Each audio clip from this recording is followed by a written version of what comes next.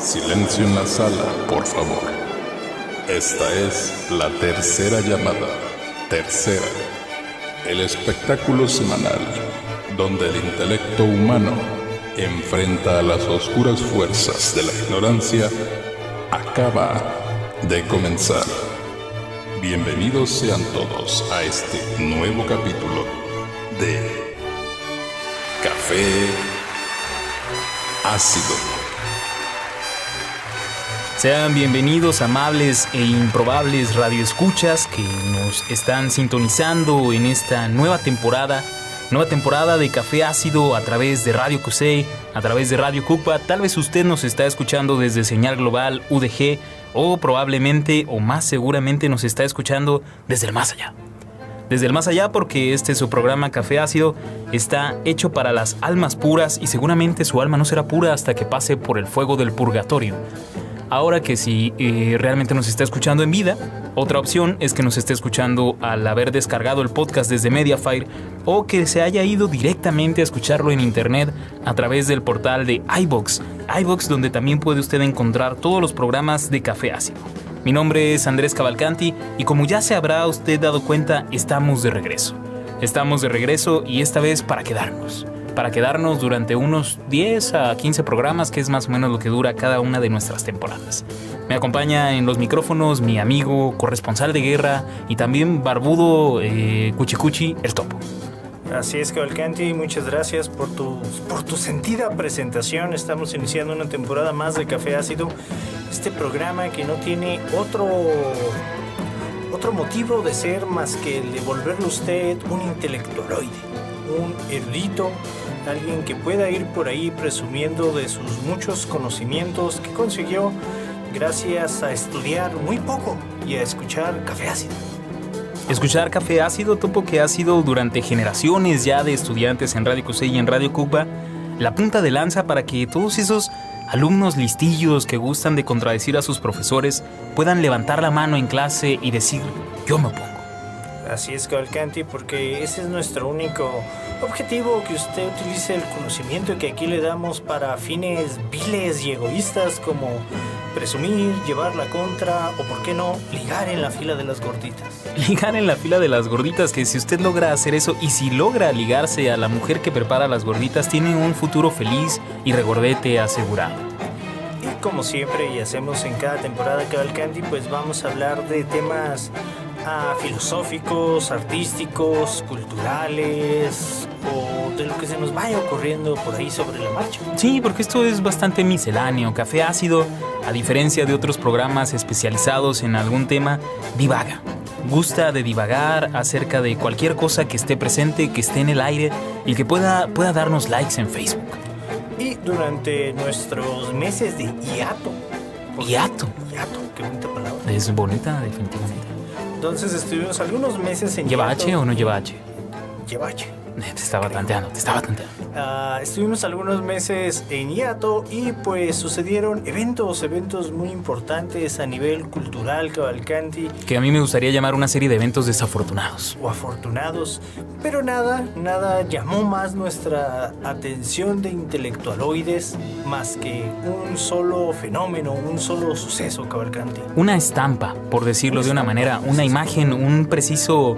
la captación de la luz a través de un lente que refleja toda la mediocridad y la alabanza a la cultura popular.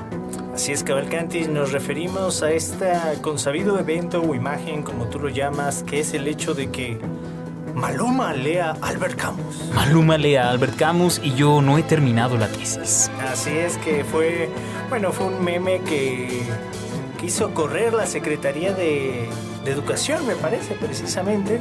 Ajá, para promover la lectura. Para promover la lectura. Y la humillación de todos los que no hemos leído a Camus. Así es, Cavalcanti. Y pues nosotros quisimos, o más bien nos dijimos, no es posible que Maluma lea Camus y nuestros radioescuchas quizá no sepan nada de Camus. Sí, no es posible que nuestros radioescuchas tengan que escuchar a Maluma y no leer a Camus. Que tengan que esperarse a que Maluma les diga de qué va Camus. Y antes de que Jordi Rosado salga su cúbole con Albert Camus, decidimos poner manos a la obra. Así es, Cavalcanti, pusimos manos a la obra, luego nuestra madre nos dijo, déjense ahí, muchachos cochinos. Sí, bueno, yo luego construí un cuartito para que Y por eso mejor decidimos hacer este programa donde estaremos hablando de una obra en particular de Albert Camus. Vamos a estar hablando del Extranjero. El Extranjero, que fue publicado, si no mal recuerdo, en el año de 1942, cuando ya se había iniciado la Segunda Guerra Mundial. Vamos a precisar un poco más sobre Albert Camus más adelante, pero no dejaremos, Topo, de hacer hincapié suficiente, no podremos llegar al máximo punto, a la culminación de la importancia sobre hablar de Albert Camus nosotros y no Maluma. Así es, Cavalcanti, porque para empezar, ¿cómo pronunciaría Maluma Camus? ¿Cómo lo diría? Es una buena pregunta. Que cualquier intelectualoide como usted aspira a ser debe de aprender a pronunciar Camus, que es, en francés, si no me falla, Camus. Camus. Entre más fantoche suene, mejor. Hágalo usted como que está mordiendo un queso Roquefort, que lo tiene debajo de la lengua. Camus. Levante la nariz, hágase la nariz como de puerquito para poderlo pronunciar. Nosotros a lo largo de este programa le diremos Camus, sí, porque es uno de los caballeros dorados preferidos. Era la referencia que yo iba a hacer cada vez que hablábamos de Camus. Me lo imagino con su armadura de acuario congelando las cosas. Yo me estoy imaginando justo en este momento esa musiquita leve acompañada por esa soprano que grita un muy largo. ¡Oteno! Bueno, pero ya dejando de lado a los Caballeros del Zodiaco y entrando... No los dejemos de lado. Albert Camus fue un novelista, ensayista, dramaturgo, filósofo y periodista francés nacido en Argelia. Así es, era francés, pero nació en Argelia. Argelia. Argelia. En Argelia, que era en aquel tiempo una colonia francesa. Que está en el norte de África, me parece, junto a Egipto. Y que estaba habitada por un montón de árabes.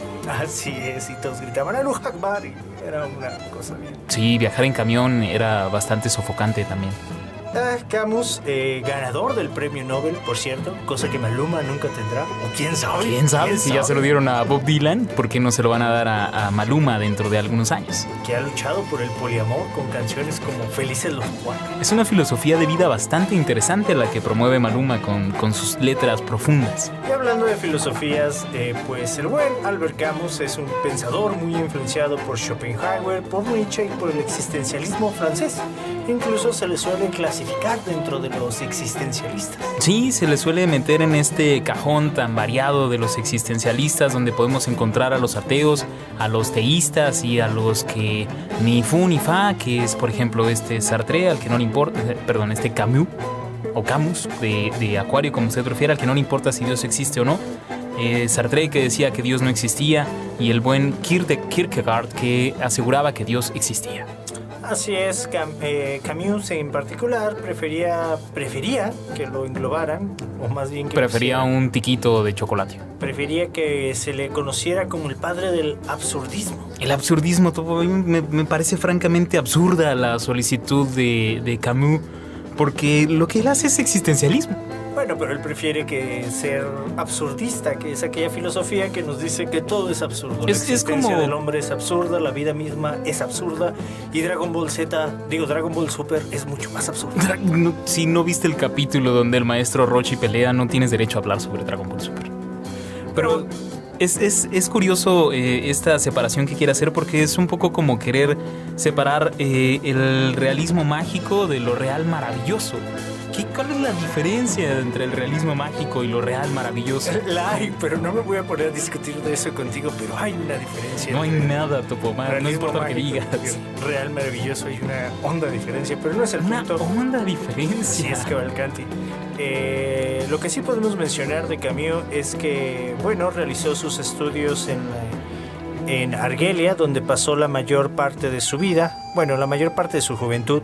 Fue hijo de franceses, como ya decíamos, que llegaron a Argelia huyendo de la ocupación alemana durante la Primera Guerra Mundial, me parece.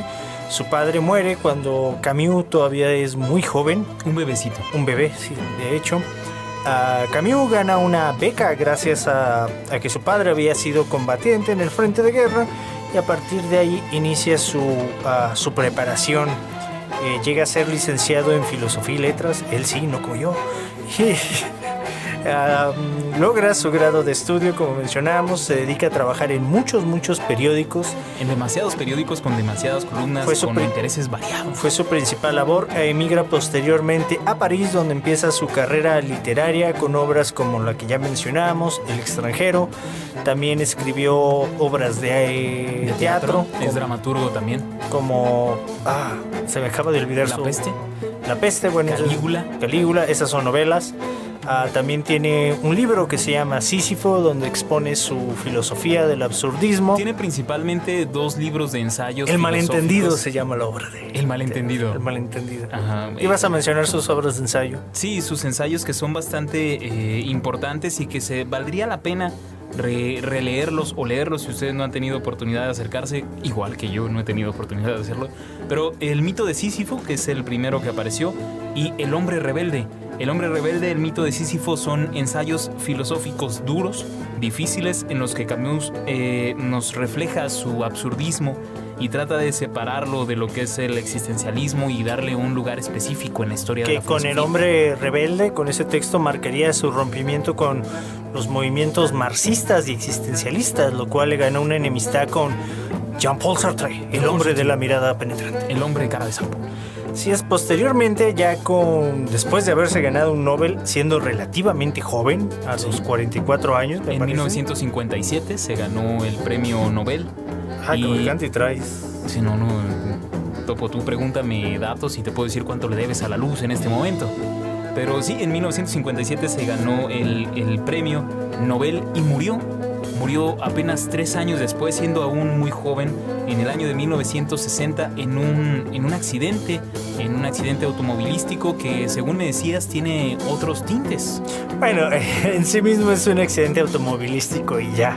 Ajá, ese es un choque de carros y muere. Camus diría que fue un accidente automovilístico. Pero los conspiracionistas dicen que fue mandado a asesinar por la KGB por criticar al marxismo soviético. Santa de aquella del existencialismo. Pues estás diciendo que los rusos están metidos en la muerte de este escritor francés. No lo sé, Cavalcanti, pero lo que sí sé es que la verdad está allá afuera. La verdad está allá afuera y vámonos afuera porque tenemos que ir a nuestra primera pausa musical. Y como vamos a estar hablando de este libro insigne, propongo que escuchemos la insigne música de Enrique Bunbury con la canción homónima El extranjero. Venga.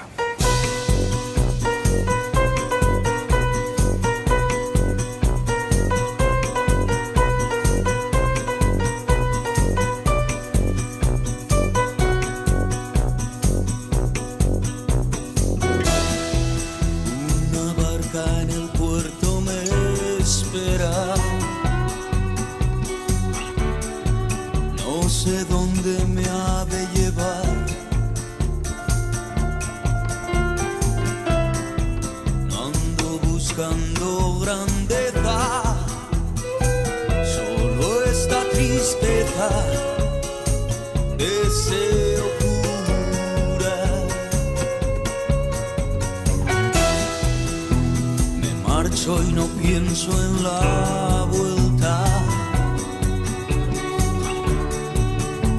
tampoco me apena lo que dejo atrás, solo sé que lo que me queda en un solo bolsillo lo puedo llevar. Me siento en casa en América, en Antigua quisiera morir, parecido me ocurre con África, así la Essaouira y el Rif, pero allá donde me llaman el extranjero, donde quiera que estoy, el extranjero me siento.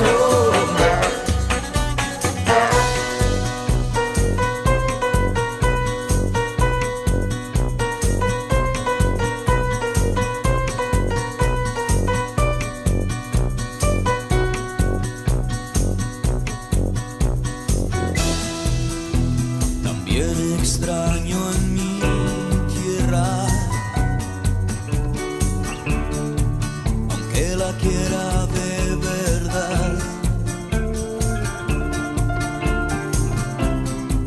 Pero mi corazón me aconseja los nacionalismos que miedo me dan.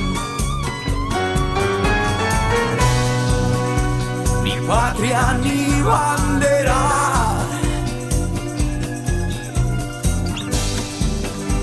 ni raza ni condición,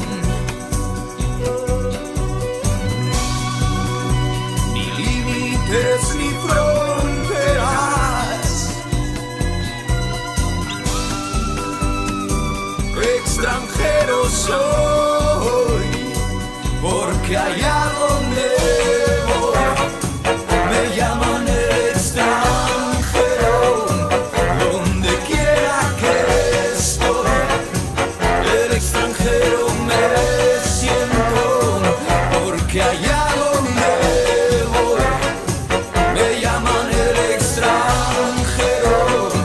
Donde quiera que estoy, el extranjero me siento.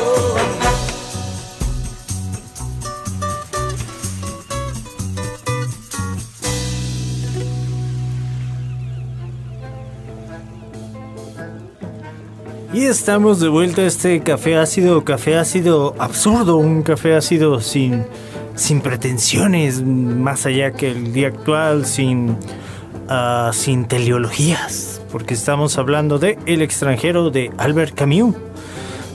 Este libro, muy recomendable, eso es obvio. Sí, si no, no estaríamos hablando de él en este programa. Sí, estaríamos hablando de La Ley de Paulo Coelho. Ah, buenísimo. No, pero obviamente es un libro muy recomendable, del cual tenemos que hacerle la advertencia que habrá spoilers del tamaño de una vaca. Grandes spoilers. Spoilers más grandes que el libro del extranjero, porque es un librito bastante ligero. Si usted no lo ha leído en este momento, ponga pausa a su reproductor, vaya, léalo y regrese dentro de un par de horas a terminar con este café ácido, porque le vamos a arruinar la historia. Sí, que como decías, es un libro muy corto. Realmente usted lo puede leer en 1, 2 días, 3 días a lo máximo, si se pone a leerlo con empeño y no como Maluma, que de seguro no lo acabó. Maluma, de hecho, solo estaba leyendo La Solapa el día que le tomaron esa foto. Creo que no era precisamente el libro que estaba leyendo Maluma. De hecho, era una falsa portada, estaba leyendo una Playboy. Pero, ¿qué es el absurdismo, Topo? El absurdismo nos presenta una realidad bastante, pues, lamentable. El absurdismo establece que todos los esfuerzos realizados por el hombre para encontrar el significado absoluto de las cosas, aquello que está por detrás, por debajo, en el fondo de todo, es inútil. Sí, porque sencillamente no existen los motivos. No hay. Camus Como decía la canción, una rosa pintada de azul es un motivo. Camus nos plantea que, pues eso, el hombre intenta buscar un orden, intenta buscar un porqué, un para qué de las cosas, pero las cosas en sí mismas no lo tienen. El mundo es lo que es, decía Camus, y el absurdo surge cuando el hombre se da cuenta que de eso precisamente, de que todo lo que busca, todo el sentido que busca no existe.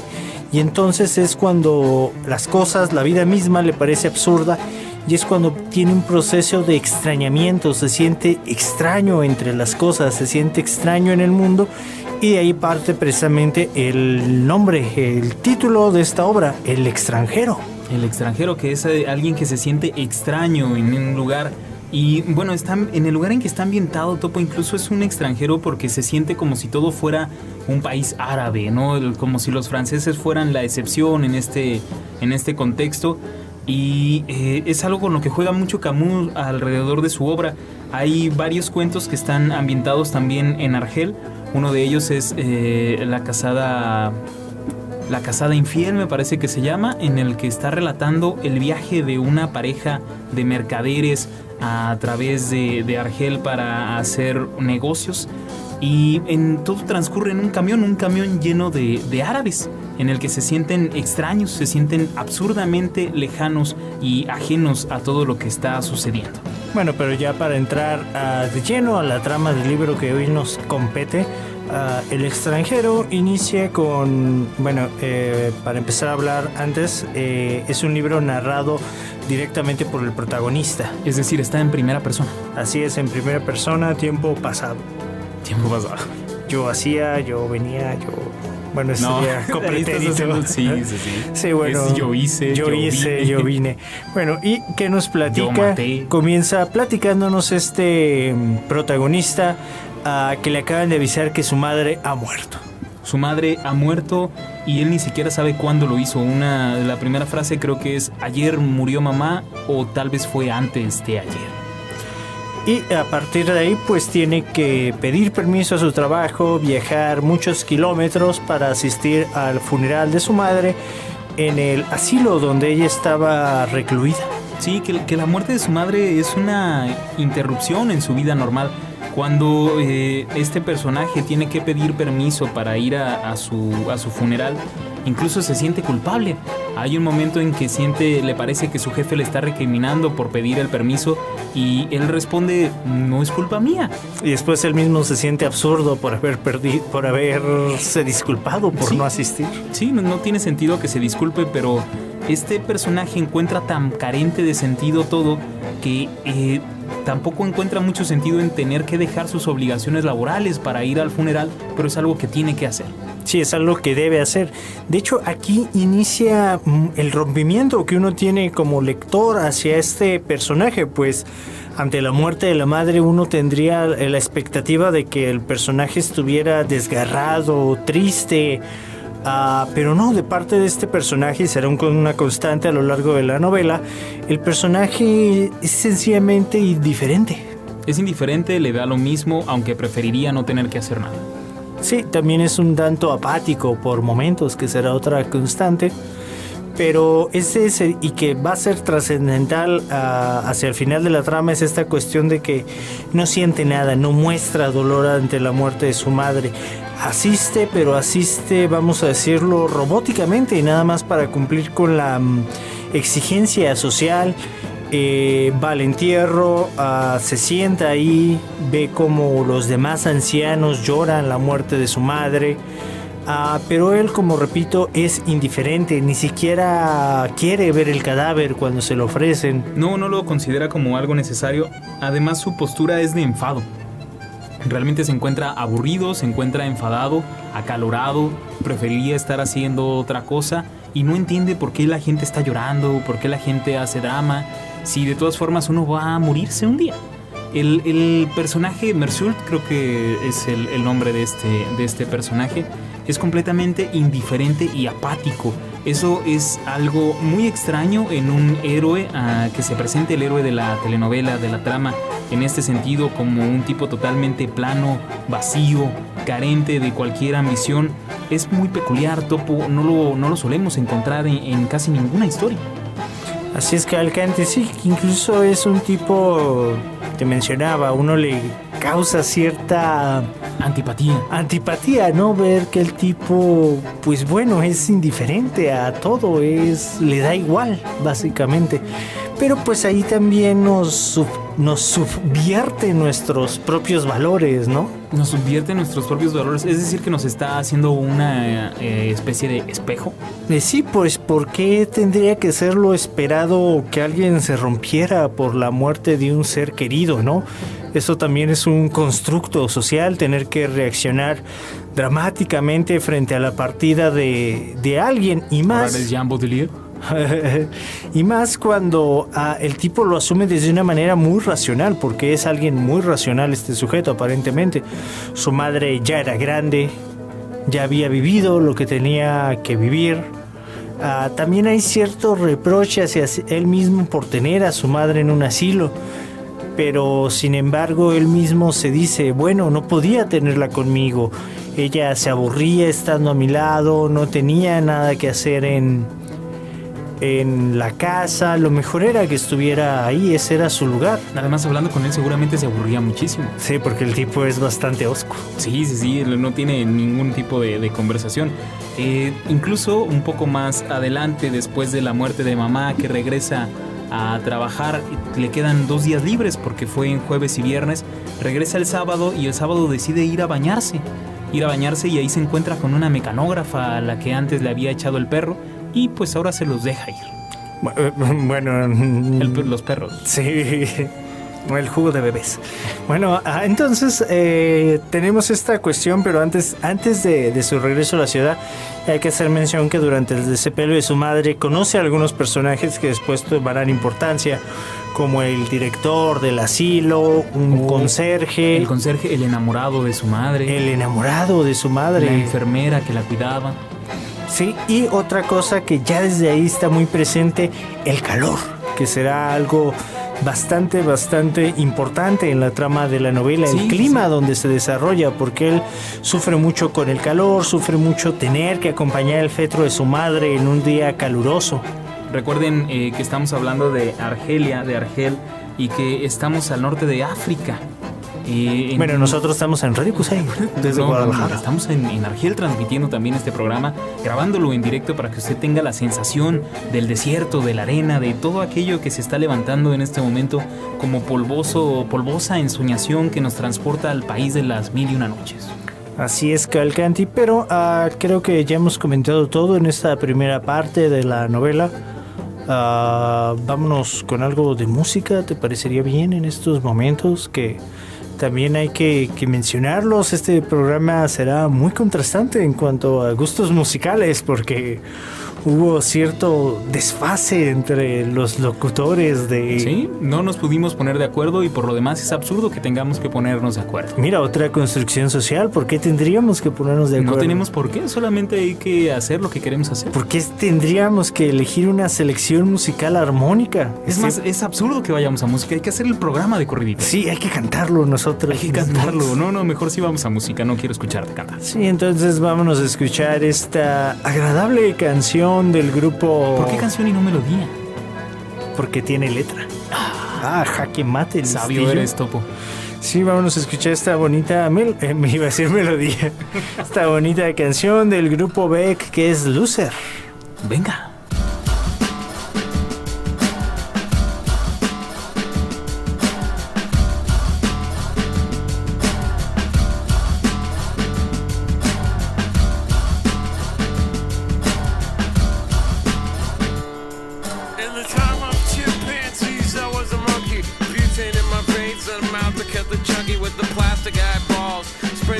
Vegetables, dog food skulls with the beefcake pantyhose. Kill the headlights and put it in neutral. Stock car flaming with the loser and the cruise control. Babies in Reno with the vitamin D. Got a couple of couches, sleep on the love seat. Someone came saying I'm insane to complain about a shotgun wedding and a stain on my shirt. Don't believe everything that you breathe. You get a parking violation and a maggot on your sleeve. So shave your face with some mace in the dark. Saving all your food stamps and burning down the trailer park. Yo,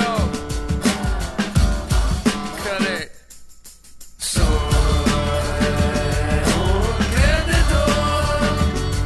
I'm a loser, baby. So why don't you kill me? Double bell box shot. So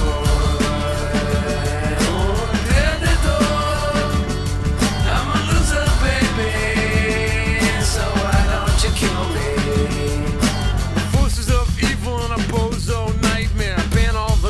With a phony gas chamber, cause one's got a weasel and other's got a flag.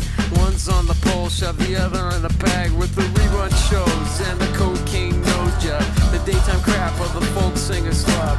He hung himself with a guitar string, a slab of turkey neck, and it's hanging from a pigeon wing. To get right if you can't relate, trade the cash for the beat, for the body, for the hate. And my time is a piece of wax falling on a termite. It's choking on the splinters. So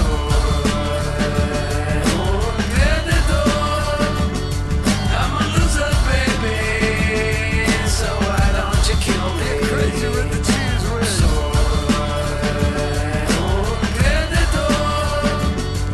I'm a loser, baby.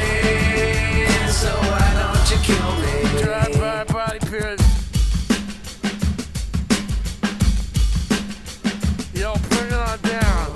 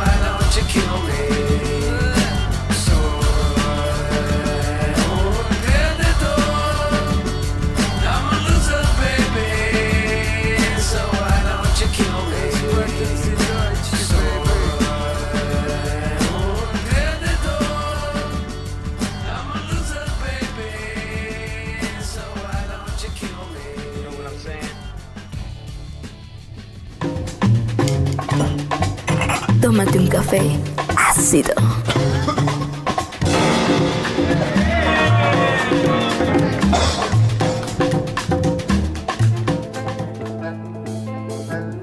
Estamos de regreso, no sabemos por qué, seguimos aquí, no sabemos para qué estamos haciendo esto, si realmente no hay un fundamento, no hay esperanza, realmente que en algún momento la humanidad decida escuchar este programa en su conjunto, sentarse a pensar sobre lo importante, lo inefable de hacer las cosas porque sí y no porque tengan algún sentido, y cambie de una vez por todas esa visión optimista y ridícula que se tiene de la vida por una pesimista y absurda.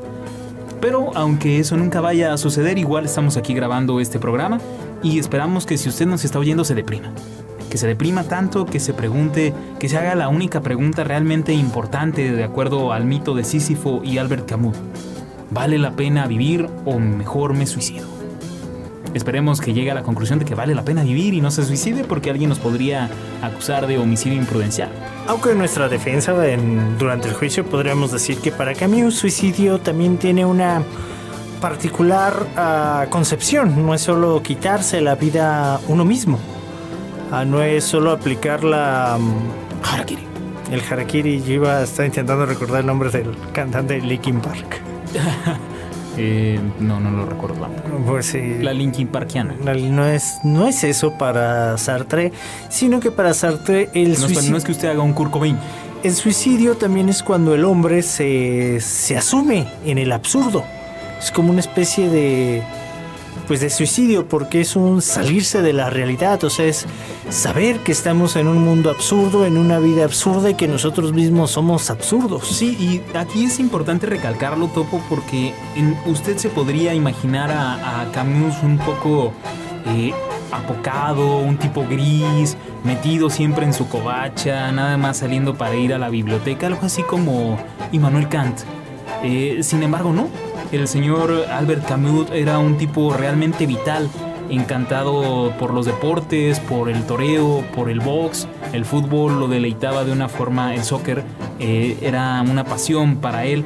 Siempre estaba activo, siempre estaba buscando la vida y incluso fue un tanto militante político, aunque a mí no me lo parece tanto, pero fue un defensor de las democracias y siempre estuvo en contra del absolutismo. Es decir, a pesar de que él veía todo como algo absurdo y lo declaraba así en su filosofía y en su obra literaria, encontraba que el absurdo es también una forma de no suicidarse, es una forma de abrazar la vida. La vida, por absurda, hay que quererla. Abre tus alas a la vida, no dejes nada a la deriva. Perdón, que eso es a lo que se refería el Topo con lo de los gustos musicales. De hecho, hay por ahí una foto muy famosa, bueno, no muy famosa, pero hay una foto de Camus que se utiliza como meme, donde él está bailando, o por lo menos claro, siguiendo el ritmo de la música. Sí, siempre creí que era el león peleador sin ley, pero ahora sé que es más o menos igual, pero no es Jean-Claude Van Damme. ¿No es Van Damme? No, lo que sí, bueno, seguimos con este relato del extranjero, de esta novela corta, muy corta, que usted puede leer en... Tan corta que es absurdo que la lea, no la lea. Sí, no la lea, que es con el resumen de Café Ácido y Wikipedia. Entonces, en la siguiente parte de la novela, después de que este sujeto asiste al funeral de su madre, queda con algunos días libres. Y como tú mencionabas, Cavalcanti aprovecha uno de ellos para salir con una compañera con la que siempre se trajo ganas del trabajo. Sí, con la que ya Pero andaba... previo a eso hay un episodio muy interesante. Es una narración de un día de él. Una narración de un día en su vida. Simplemente narra desde cómo se levanta hasta el final del día, cómo pasa todo el día sentado en el balcón de su casa viendo a la gente pasar. Y es muy interesante porque a Camus también le parecía que no hay nada más absurdo como la vida cotidiana. No hay nada más absurdo que la vida cotidiana. Incluso en algún momento se muestra enfadado por tener que ir a desayunar con Celeste. Así es, al lugar donde suele ir a comer. Usted puede extraer un día de su vida, un día cualquiera, un día común de su vida. Sí, andamos bastantes cantores en ese programa. Y si usted extrae ese día de la secuencia de su vida y observe ese día por separado sin relación a los demás, se va a dar cuenta que es la cosa más absurda que puede existir. Desde cómo nos levantamos, las cosas que hacemos, si las vemos aisladamente no tienen un motivo, no tienen una razón de ser, no tienen un objetivo claro y manifiesto. Entonces se vuelven absurdas, se vuelven sin sentido. Sí, si las separamos un poco del contexto social en el que se dan, ya no tiene caso. No hay ninguna razón para hacerlo. Todo nuestro estilo de vida está basado en mentiras, Topo. Mentiras que nos vamos creyendo unos a otros, que nos las vamos contando y que llegamos a pensar que no hay otra manera de hacerlo, que no hay otra manera de vivir más que aquella en la que estamos inmersos, pero no es así. Y esa es la parte, elocuente del absurdismo, porque te pone ante una realidad totalmente carente de sentido. Sin embargo, no te dice que dejes de hacer nada. Te dice que puedes decidir qué hacer o no decidirlo. Es tu decisión finalmente. Pero lo que estás haciendo no tiene por qué ser así. Y otra cosa que me gustaría recalcar con este episodio que comentábamos de cuando narra un día completo de su vida cotidiana es el estilo narrativo que tiene la novela. Es muy directa y también es muy digerible y muy rápida. No se va entre las ramas, siempre mantiene el filo de lo que está contando. Aplica el principio de la navaja de Occam. Sí, a lo más simple, se va quizás a lo más simple, siendo la historia contada por un filósofo, siendo el autor un filósofo, nos podríamos imaginar que tiene reflexiones muy hondas, reflexiones muy inteligibles, largas. Muy largas, pero no es así. Sí hay reflexiones a lo largo de la obra, sobre todo en el último tercio, pero nunca se antepone, nunca entorpece en la narración, que siempre, como digo, es muy ágil, muy directa. Sí, y es que ese es un ejemplo muy claro, Topo, de lo que está proponiendo el mismo Camus en este libro y en su obra en general. Si la vida no tiene, si todo lo que hacemos no tiene realmente un trasfondo significativo, si no hay algo oculto por debajo, como diría el buen Sigmund Freud, si no hay un a dónde llegar, no tiene sentido que nos lo inventemos. Entonces este personaje lo único que hace es mantenerse por la superficie, mantenerse en lo evidente, en los hechos. Por eso es que es un tipo tan lógico como mencionabas. Y bueno, ya siguiendo con la trama, después de salir con esta secretaria y esta taquimecanógrafa y iniciar una relación sentimental con ella, el personaje... ¿La inició? Bueno, eso siempre está en duda durante la narración, porque no sabe si la quiere, ella le pregunta si la ama. Él le dice que no. Él siempre se mantiene como ecuánime, imparcial, le gusta tener sexo, eso es indudable. Bueno, sí. Siempre está esa cuestión de la sexualidad latente en la novela. De hecho, cuando está en la cárcel, que hay un punto en el que está en la cárcel, y este es un spoiler muy grande. Spoiler de lo que vamos a platicar en el siguiente bloque. Ajá, que tenemos que llegar en este bloque a por qué va a la cárcel. Bueno, empecemos con que se va relacionando con varios personajes de su comunidad. En particular, y lo más importante, es que se relaciona con un sujeto que tiene un conflicto amoroso. Un conflicto amoroso bastante pasional. Un tipo que se ha dicho incluso que es proxeneta, que prostituye mujeres o que vive de sus amantes. Ajá, se dice de él, de Raimundo. O Raymond, como le quiera decir, que vive de las mujeres. Raymond tiene un problema con una mujer con la que es su amante y cree que lo engañó. Entonces él lo que hace es golpearla. Él le pide consejo a Merlaut para saber cuál sería la forma correcta de castigarla. La golpea, este será el castigo que le imponen. Por ahí interviene la policía y toda una cuestión judicial en la que el extranjero se ve envuelto. No pasa más, todo queda en palabrerías, unos cuantos ojos morados y unas horas en la delegación. Pero eso es en cuanto a lo judicial respecto a este evento, Topo, porque después de eso, conforme se van desarrollando las relaciones entre Merlaut y Raymond, resulta que Raymond empieza a ser seguido de cerca por unas personas y unos árabes, porque los árabes también son personas, pero son otro tipo de personas, obviamente. Con turbantes. Con turbantes, y los otros no traían turbantes. El hermano de esta mujer golpeada y algunos amigos árabes suyos lo empiezan a perseguir por la ciudad como buscándole camorra. Sí, que bueno, no todos los árabes son malvados, Cavalcanti, porque lo estás inventando como Bueno, no, todos los árabes son malvados cuando son dirigidos por un francés. Ah, bueno, en ese caso, sí. Hay árabes que han contribuido mucho a la historia. ¿Como que en Baldur? Espera, no, sí son malvados. Son malvados todos. Bueno, el caso es que sí empieza a ser acechado por este grupo de árabes y hay un día en que Raymond junto con... No me logró grabar el nombre del protagonista. Merlaun. Bueno, no sé si se dice así, pero así lo estoy... Le diré Merlaun. O Mersault. Le diré el extranjero. Merlin, digamos. Raymond junto con el extranjero y María, la novia de él, van a la playa.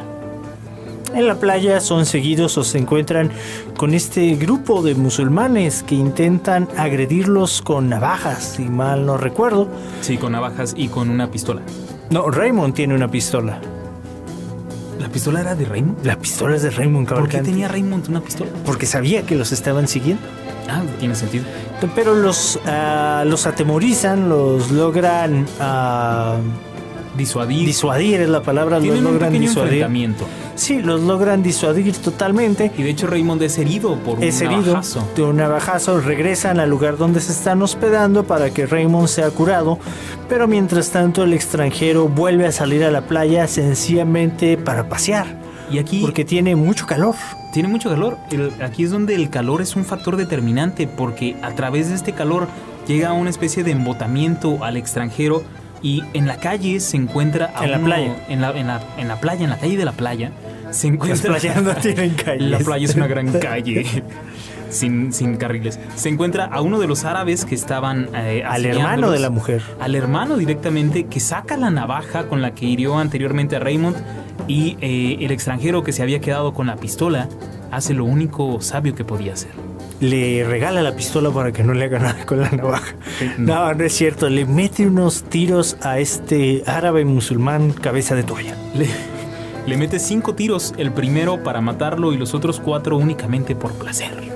Bueno, eso de por placer no lo sabemos, pero sí es un momento bastante curioso porque ninguno de los dos está buscando bulla realmente, ninguno de los dos está buscando es algo pelea. Que se da solo como porque era lo lógico que sucediera ante la amenaza de uno y el poder superior del otro. Sí, uno con una navaja, el otro con una pistola. Raymond está abotargado por el calor, realmente no sabe si el otro lo va a atacar.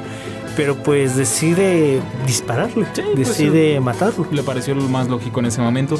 Y nos lleva eso, Topo, a nuestra siguiente canción, que es un homenaje al extranjero de Albert Camus en la pluma y la música de The Cure. Esto que se llama Kill an Arab.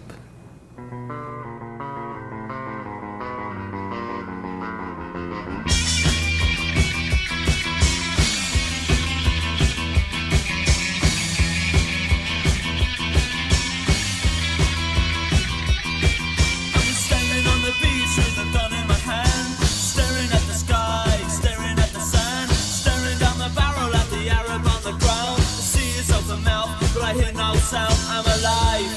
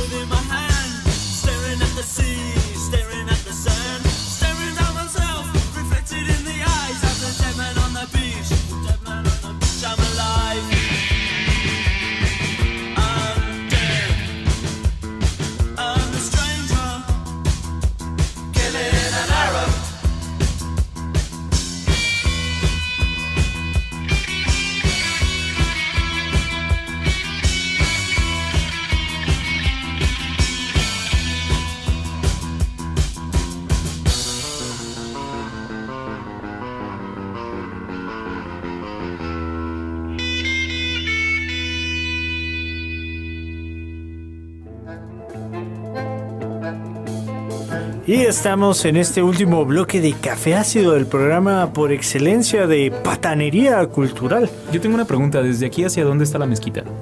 Pues debería estar hacia el este. ¿Me estás albureando, Topo? No, lo estoy diciendo en serio. Ok, bueno, continúa. Sí, entonces ya mencionábamos pues que en esta obra del extranjero este sujeto termina, como les veníamos relatando, termina por asesinar a un musulmán, a un árabe, porque no sabemos si era musulmán. No sabemos si... No sabemos sus creencias religiosas. Seguía la creencia de Mahoma, porque no todos los árabes son No, es muy musulmanes. curioso. De hecho, a propósito de la conquista de España por los árabes después de los godos, se dio una mezcla bastante peculiar entre los cristianos, los musulmanes, en este caso sí musulmanes, y los judíos. Y había diferentes espectros. Estaban los judíos transformados en cristianos, los cristianos hechos judíos, los moros hechos cristianos, los musulmanes hechos judíos. Wow, qué chilaquil, diríamos. Ajá, en México. mozarbete, creo que se llamaban los musulmanes que se transformaban al cristianismo. Sí, en aquella época les gustaban las castas y a todo le ponían nombre. Y el atole también les gustaba.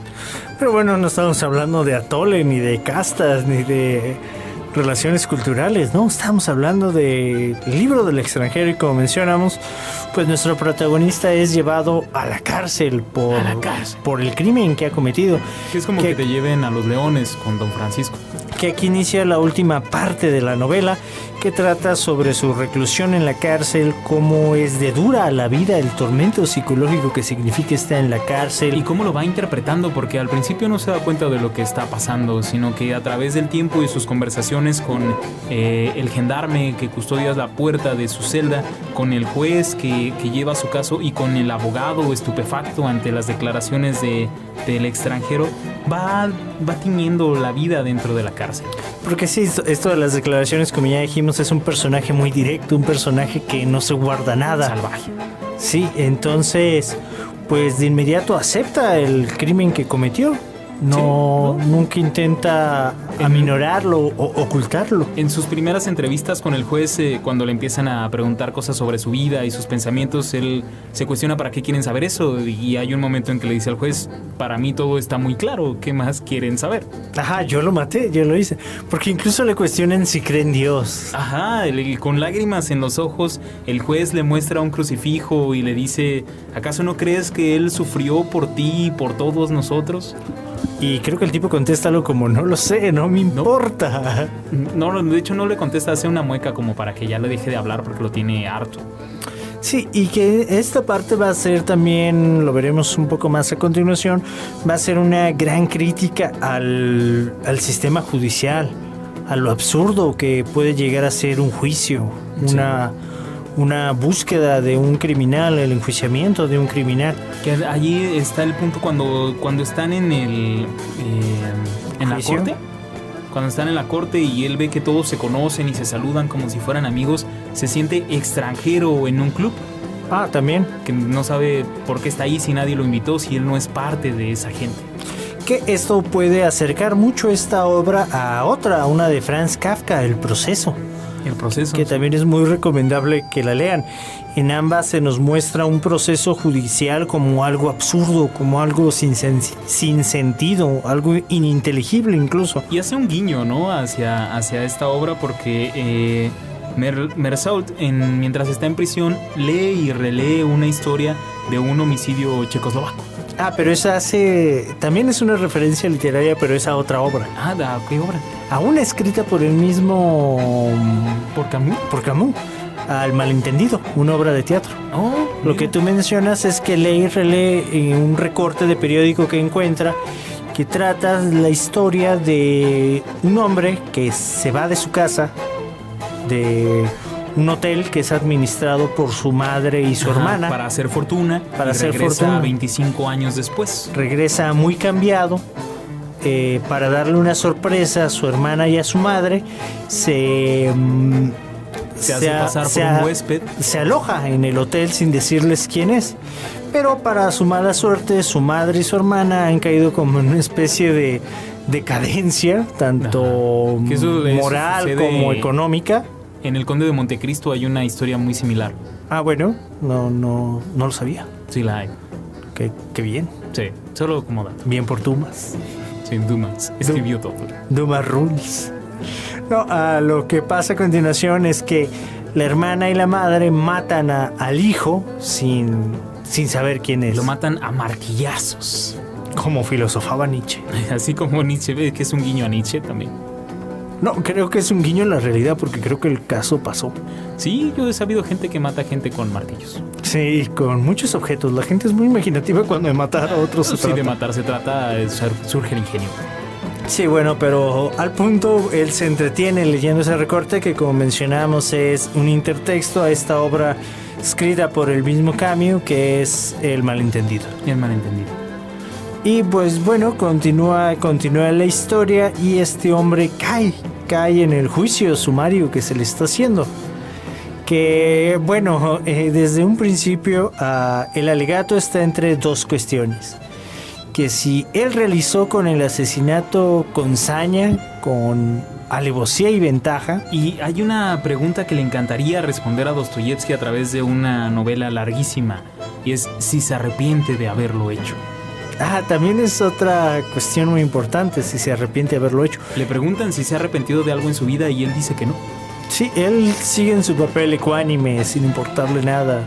La vida no le pasa por encima. Y bueno, se tiene que resolver si el tipo lo hizo con saña, como dice el fiscal, o si, como dice el juez defensor, pues lo hizo como un mero acto de defensa personal. Y aquí entra el detalle que viene a cerrar la novela. ¿Aquí entra Cantinflas? Aquí entra Cantinflas y dice: yo maté al Bobby. ¿No? 3 tiros le di. Ahí está el detalle. No, lo que viene a cerrar un poco, porque cuando yo estaba leyendo la novela y llegué a este punto, me parecía que el episodio de la madre quedaba como flotando, como muy alejado del resto de la trama. Pero aquí es cuando todo se cierra y todo confluye en una misma cosa. El fiscal, para acusarlo a este hombre de un asesinato premeditado, para demostrar que es un sujeto con sangre fría, casi un psicópata, utiliza como argumento el hecho de que él no lloró en el velorio de su propia madre. Sí, es una artimaña típica de abogadetes fiscales el tratar de acusar a una persona obviamente saludable y buen cristiano de no llorar en el entierro de su madre. Y esto se vuelve su as bajo la manga, un verdadero... Supongo que en ese momento todo el jurado se levanta con un estrepitoso... Sacre bleu. Sí, todo mundo pues el tipo se ve como un rufián, como el peor canalla, porque reaparecen todos los personajes que lo conocieron durante el velorio de su madre y todos dan constancia de que no se mostró triste, no lloró, estuvo tomando café con leche. Estuvo tomando café con leche, incluso se quedó dormido. Estaban velándola. No quiso ver el cadáver, o sea, se inculpó de ser una mala persona. Y ahí entra, Topo, una reflexión que encontramos en otros escritores que cuestionan a Europa y su sentido de la justicia y de la moralidad. En específico estoy refiriéndome a Milán Kundera. Milán Kundera, en un cuento escrito acerca de un converso del comunismo hacia la democracia, señala que si hay una cosa que Occidente está dispuesta a abrazar con toda su fuerza y defender, es a un arrepentido. Sí, y este sujeto no es un arrepentido. Nunca se arrepiente. Sí, eso es totalmente cierto. Y como no se arrepiente, no puedo hacer nada por él, y como no puedo hacer nada por él, entonces tengo que castigarlo. Y es lo que hacen, lo castigan sencillamente porque les parece un monstruo atroz. También está la cuestión de que en el juicio sale por ahí a flote que un día después del velorio de su madre se había ido a las Embercas con su novia. ¿A dónde? A las Embercas. A las Embercas, sí. Que bueno, Jaime Sabines hizo algo parecido cuando murió su tía Chepina. A los baños, pero bueno, Sabines no mató a nadie hasta donde sabe. No sabemos todavía eso. Y bueno, se le empieza a enjuiciar y ese es el punto, el juicio se trastorna, el juicio se desvía a tal punto que ya no es juzgado por el asesinato, sino que empieza a ser juzgado por no haber mostrado sentimientos en el velorio de su madre. Sí, empieza a ser juzgado por algo totalmente absurdo que no tiene relación con el hecho real. Y luego por ahí también hay otra cuestión muy, muy interesante. El clima vuelve a ser un factor. porque como ya decimos, él está poseído por un rapto de locura en la playa debido al calor que está sufriendo y por eso... Está insolado. Está insolado. Le dio la calor. Y justamente en el juicio se le pregunta ¿por qué lo mató? ¿Por qué mató a lo árabe? Y él responde que lo hizo porque el sol le daba en los ojos y se sentía muy mal. Sí, responde por el calor. Entonces nadie en el juicio se lo toma en serio. Todo el mundo se burla, creen que no es algo dicho en serio. Sin embargo, al mismo tiempo se están abanicando. Se están abanicando. Porque todo el jurado está acalorado, porque está haciendo un calor endemoniado, entonces les proporcionan abanicos. Y ahí está, Topo, el meollo de todo el asunto. El extranjero les está diciendo por qué. Les está dando el fondo último, la razón absoluta del hecho, pero no lo aceptan. No lo aceptan porque no tiene sentido de acuerdo a lo que ellos están esperando. Sí, a su propia narrativa. Su narrativa no concuerda con lo que les está presentando el extranjero y no aceptan que eso sea lo real. Tiene que haber algo más atrás, tiene que haber algo profundo, tiene que existir ahí un maldito complejo de Edipo. Así es, una bestia que no llora ni con la muerte de su madre. No, y no le hacen caso, no le creen, incluso a pesar de que ellos están sufriendo lo mismo. Ajá. Ellos están padeciendo calor en ese momento. Lo matarían en ese momento. Probablemente porque te describen que el clima es asquerosamente insoportable. Sí, es la gran reseña que podemos hacer hasta aquí del extranjero, Topo. Yo quisiera también mencionar que en la última parte de la novela también vienen importantes, es cuando se vuelve quizás más densa en cuanto a reflexiones, vienen sentidas reflexiones acerca de la muerte, de lo que es morir, de lo que es una ejecución. También son bastante interesantes para que usted las lea. Sí, definitivamente. Y en cuanto a la vida misma, ¿no? Cuando le proponen cambiar su lugar de residencia a París, él no acepta, diciendo que uno no puede cambiar su vida va a ser siempre la misma, esté donde esté. Incluso dentro de la cárcel se acostumbra a ello. Deja de necesitar los cigarrillos, deja de necesitar mirar por su ventana, deja de tener necesitar sexo. Sí, todo. Creo que es lo que más le cuesta. Y recuerda una enseñanza de su madre, que su madre le dijo que a la larga uno se acostumbra a cualquier cosa.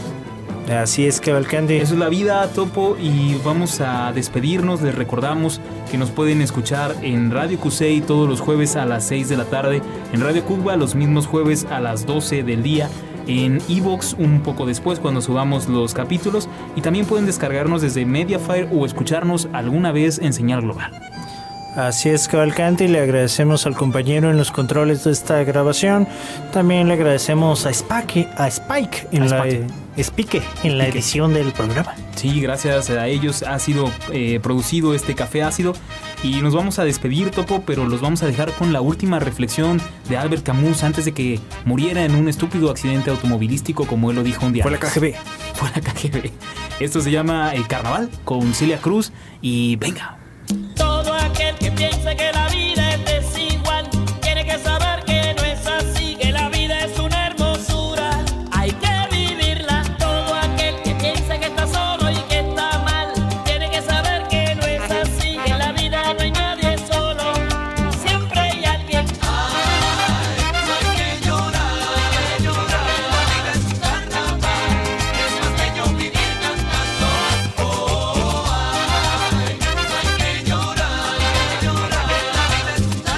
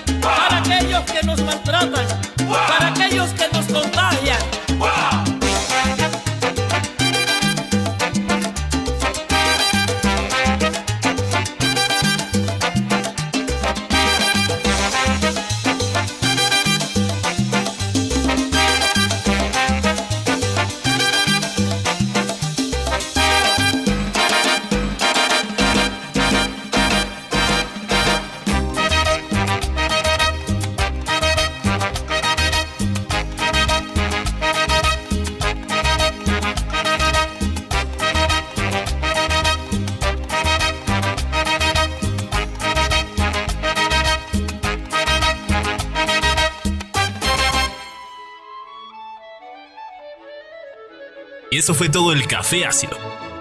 Escúchanos la próxima semana para más filosofía superficial y conocimiento. Se me olvidó.